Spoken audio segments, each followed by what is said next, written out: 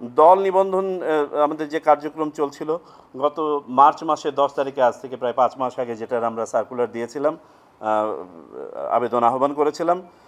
22শে June শেষ দিন ছিল তাদের দরখাস্ত জমা দেওয়ার। আমরা টোটাল 143টি আবেদন পেয়েছিলাম। এই 143টির মধ্যে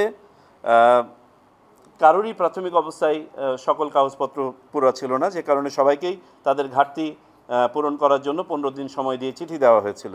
এর মধ্যে 84টি দল তাদের ঘাটতি পূরণ করে তাদের ভাষ্যমতে কাগজপত্র জমা দিয়েছেন, আর 59টি দল কোনো রেসপন্স করেন নাই। এই 84টি দলের মধ্যে মোটামুটি করে পাওয়া গেছে 22টি আপাত দৃষ্টিতে সঠিক বলে উইথ ফ্লেক্সিবিলিটি পাওয়া গেছে, যেগুলো মাঠ পর্যায়ে ভেরিফিকেশনের জন্য চলে যাবে।